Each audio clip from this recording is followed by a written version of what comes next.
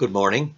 Since we focused on sexual stereotypes last week, I thought we would continue that today. We'll look at how men and women communicate with each other, see how well versed you are in that. But first, a couple of more fun things. This is a reading about computers and how men and women look at one another. Men think that computers should be referred to as female, just like ships, because no one but the creator understands their internal logic.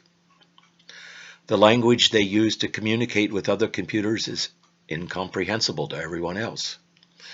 The message, bad command, or file name is about as informative as, if you don't know why I'm mad at you, I'm certainly not going to tell you. Your smallest mistakes are stored in long-term memory for later retrieval. And as soon as you make a commitment to one, you find yourself spending half your paycheck on accessories for it. Now, women think computers should be referred to as male, and here's why. They have a lot of data, but they're still clueless. They're supposed to help you solve problems, but half of the time they are the problem. As soon as you commit to one, you realize that if you had waited a little longer, you could have obtained a better model. In order to get their attention, you have to turn them on. And a big power surge will knock them out for the rest of the night. Going to follow that up with how to address men and women in a politically correct manner. First, women. She is not a babe or a chick. She is a breasted American. She is not a screamer or a moaner. She is vocally appreciative. She is not easy. She's horizontally accessible. She's not a dumb blonde. She is a light-haired detour off the information highway. She's not been around. Excuse me. She is a previously enjoyed companion. She's not an airhead. She is reality impaired. She does not get drunk or tipsy. She gets chemically inconvenienced. She does not have breast implants. She is medically enhanced. She does not nag you. She becomes verbally repetitive. She's not a tramp. She is sexually extroverted.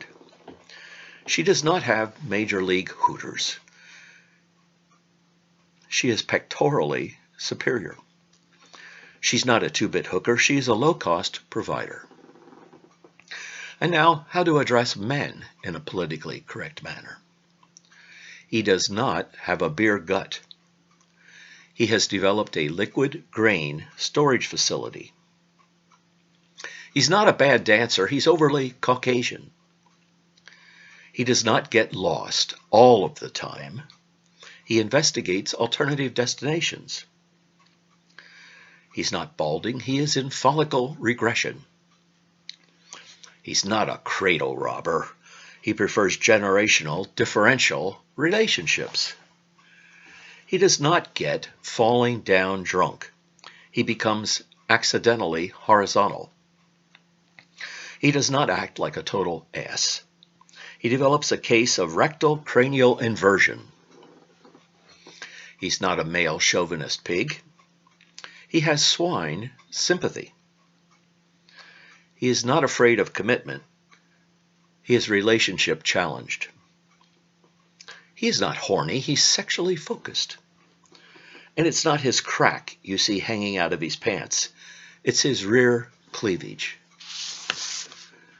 Well, I hope you've enjoyed those additional stereotypes about men and women. But I'd like you now, if you would get out a piece of paper, small piece of paper, doesn't need to be a new piece. I'm going to read to you 10 comments, and I want you to answer true or false to each of them. See how many of the 10 you can get right. These are true-false questions related to how men and women communicate with one another. There are differences. So here we go. Number 1. Women are more intuitive than men. They have a sixth sense, which is typically called women's intuition. Number 2, women are the talkers. They talk much more than men in group conversations. Number 3, women tend to touch each other more than men touch each other.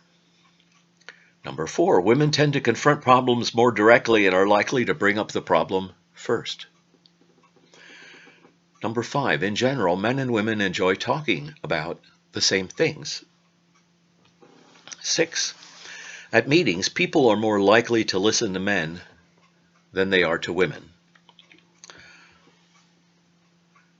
And I hope you're writing down true or false with each of these so you can see how much you know about men and women communicating with each other. Number 7, men are more outwardly open. They use more eye contact and exhibit more friendliness than women do when first meeting someone. Number 8, in general, men and women laugh at the same things. Number 9, men are harder on themselves and blame themselves more often than females do. And 10, men tend to discuss things in greater detail when discussing an incident. Well, I'm going to go back and read those one by one, and then I'm going to read the answers, and we'll see how well you did. How well do you know how men and women communicate with each other and how men and women communicate, period? Number 1, women are more intuitive than men. They have a sixth sense, which is typically called women's intuition.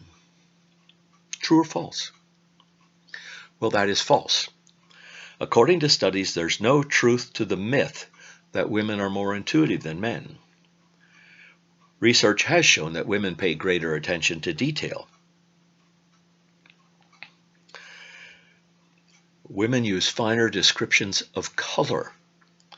This attention to detail makes women seem more intuitive because they often notice characteristics that men might miss, such as a person's body language, vocal tones, and facial expressions. Number 2, women are the talkers. They talk much more than men in group conversations. False. Contrary to popular stereotype, it is men, not women, who talk more. For instance, if you're asking a man and a woman to talk about and describe a painting, women will describe a painting in 3 minutes, while men, it takes an average of 13 minutes. Oh, I'm getting these questions and answers from this book. It's WINWIN.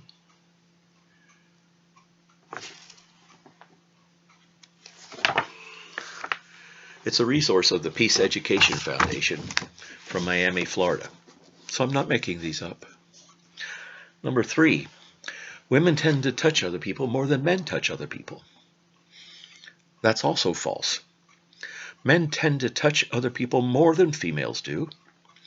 Women are more likely to be physically touched by men who guide them through the door, assist them with jackets and coats, help them into cars. Men touch women 4 times as much as women touch men.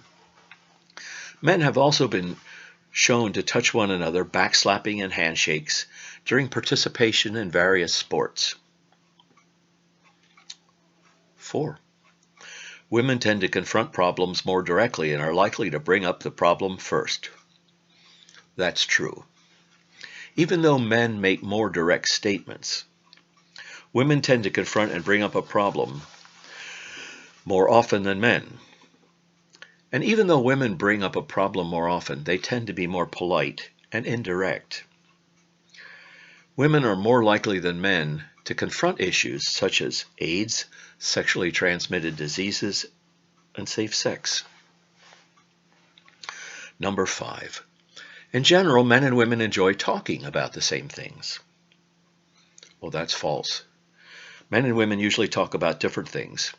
Studies indicate that women enjoy talking about diet, personal relationships, personal appearance, clothes, and emotionally charged issues that have a personal component.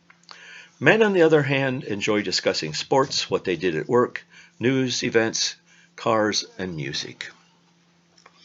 Okay, I'm going to end this video and ask you to go to number 2 so that I can get these all on YouTube.